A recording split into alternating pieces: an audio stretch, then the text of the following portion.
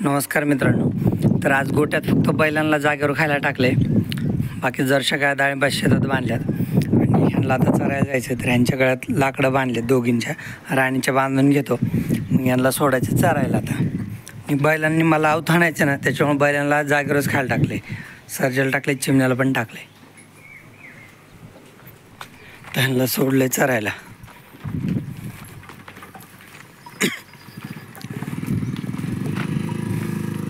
शुभश्री इकडं स्टॅलिन आहे. हाय चल.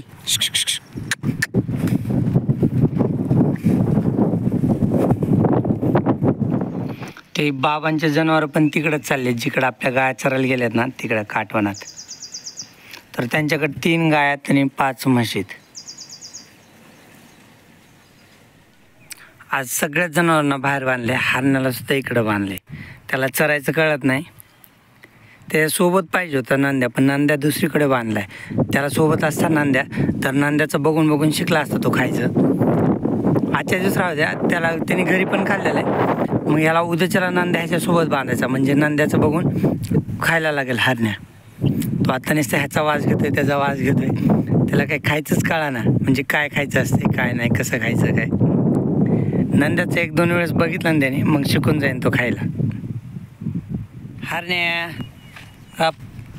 सावलीत उभा राहिलं. मी आऊत झोपले, बैलांना मुंगसे वगैरे घातलेत, सगळं रेडी करून ठेवले. आता आपल्याला आऊत आणायचे.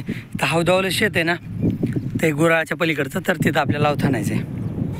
तर केले आऊत आणायला चालू. त्या दिवसाचा जो दगड होता ना ऐक, तर तोच दगड ठेवला आऊतावर. चल सरजे, चल सरजे, तोच दगड ठेवला, म्हणजे रान पण चांगलं होतंय. ऐक मस्त होतंय रान.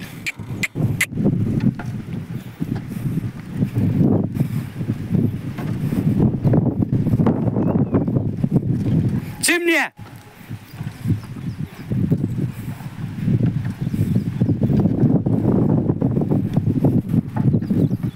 चिमण्या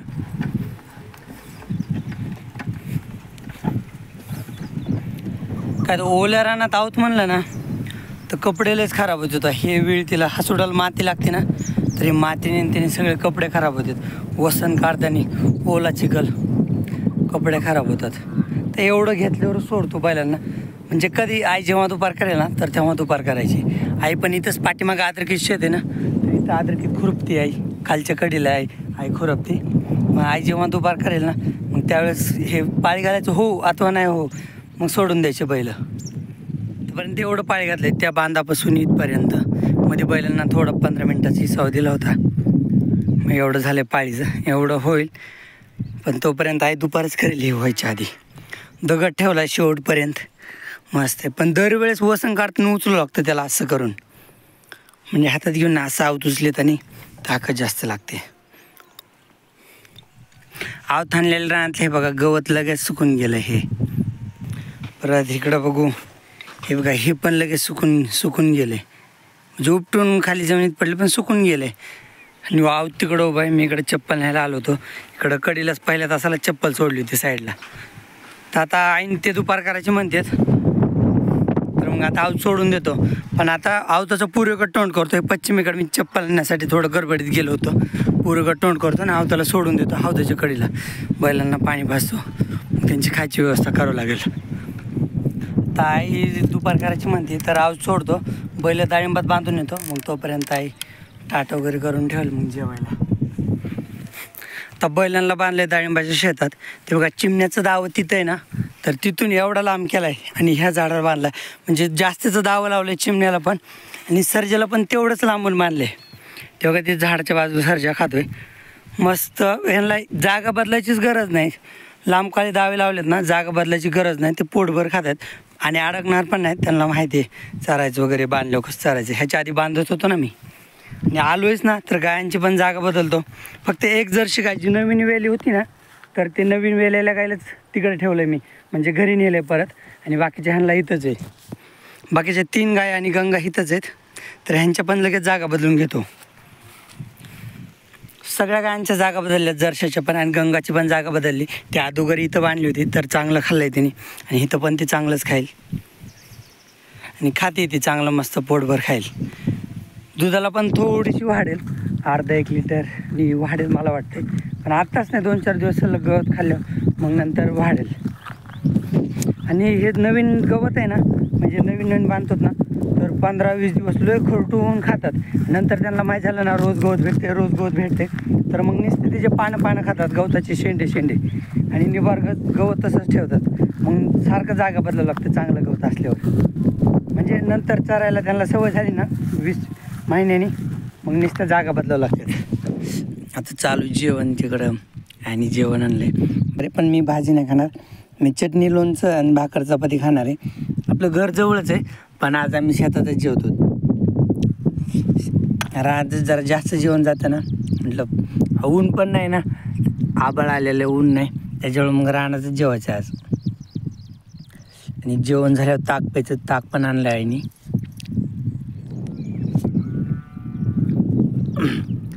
6 वाजलेत. आव जिथं सोडलं होतं ना तर तिथंच आहे. जेवण केलं ना, जेवण केल्यानंतर जेवण झालं की लगेच थोडासा पाऊस आला. थोडासा पाऊस म्हणजे सटकाराला पेंडवलता, तर मग वापसा मोड झाली. वापसा मोड म्हणजे जास्त पाणी झालं ना मातीत तर चिखल होती जास्त, त्याच्यामुळे वापसा मोड झाली. तर मग आव धरलंच नाही. आणि बैल जिकडं बांधले होते तिकडंच होते. थोडासा वाऱ्याने ना चिखल वगैरे हडकला, मग त्याच्यानंतर आपण जनावर आणू. तर आता 6 वाजलेत. तर जे जनावर आहेत आपले बागात तिकडं डाळिंबाच्या शेतात, तर ते जनावर सगळे घरी आणून घेतो. मी लगेच आणले नाहीत, कारण की थोडंसं पाणी चिखल होतं ना, तर आता चिखल हडकला आहे. थोडं ऊन पण पडलं होतं आणि वारं पण सुटलेलं आहे, त्याच्यामुळे चिखल हडकला आहे. तर आता बैल आणून घेतो, जनावर पण आणतो. पिकांपुरता पाऊस येतोय, चांगले पिकं सगळे चांगलेच आहेत. पिकांपुरता येतोय पाऊस. गंगा सुटली राव, कसं काय की चांगली बांधली होती पण सुटली, तर मोकळी सुटली आहो. ती सगळीकडे फेरा मारून सगळं चांगलं गवत खाऊन पोट भरून आता घरी चालली. बांधली होती व्यवस्थित, पण काय झालं काय माहीत, तर आली इकडं. ती आता डायरेक्ट आली असती, पाणी पिली असती हौदावर आणि घरी आली असती. अरे तिने ज्या फांट्याला बांधलं होतं तो फांटाच मोडलाय. काय गंगा भरले का पोट? अरे तर फुल झाली, ती पोट भरले. त्या फांट्याला बांधली होती ना, तर तिने फांटाच मोडलाय. तर अगोदर गंगाला घरी बांधतो. आता एकटीला नेण्यापेक्षा इकडं बाकी 3 गाय आहेत ना, मग आणखी हिला सोबत 1 गाय आणतो. मग ह्या दोघींना अगोदर बांधून येतो घरी, मग नंतर बैल न्यायचे. आणि लास्टला जरशा 2 गाय राहतील त्या लास्टला न्यायच्या. मग सुटली अशी मज्जा असते जनावरांची, की इकडं कोणी बांधायला येईपर्यंत चांगलं शेलकं गवत खाऊन घ्यायचं चांगलं. चल, गंगाला बांधले तिकडं पाठीमागं. पण अगोदर बघतो ना कोण सुटले आणखीन एखादी गाय सुटली का, पलीकडं मका खाते का. जनावर असं सुटलं ना तर गवत खाण्यापेक्षा पिकंच जास्त खातात, कारण त्यांना माहिती आहे गवत तर सारखंच खायला भेटते, पण पिकं खायला भेटत नाहीत मग नंतर, त्याच्यामुळे मग पिकं खातात. तर अगोदर बघतो कोण सुटलं आहे का. बैल वगैरे बघतो. 2 गाय तर मला दिसल्या नाही सुटलेल्या. बाई इकडे एक जर्शी गाय, तर ती पण नाही सुटलेली. चिमण्या पण नाही सुटलेला. सर्जा बघावं लागेल. हा इकडे चिमणराव आहे, मस्त खाल्लंय त्याने पण चांगलं.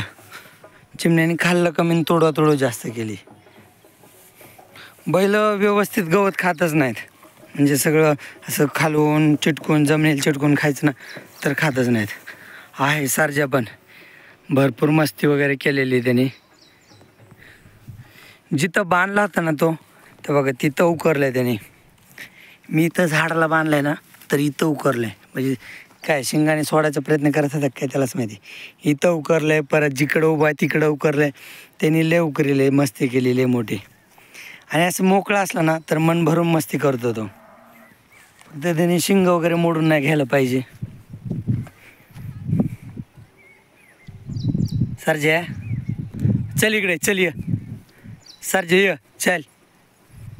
चल इकडं. ऐक काय शिंगाला माते धुवून तर देतच नाही.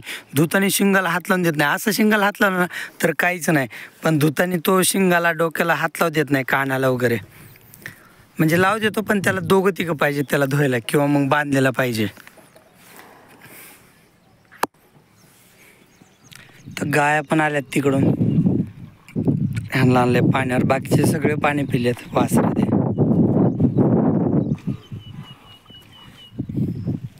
आता धार काढायचा टाईम झाला आहे. तरी वासरू आहे ना तर गोर आहे, हा बैल आहे. त्याला आपण पुढचं सड पाजतो. एक गावरान असेल तर 2 पाजतो, जर्शांना एकच पाजतो. जर्शा गायांना दूध पण जास्त असतं ना. पाहिलं इथे समोर बांधतो आणि मीच दूध काढतो. तर धार वगैरे काढून झाली, वासराला घेऊन जातो इथलं, त्याला त्या जाग्यावर बांधतो.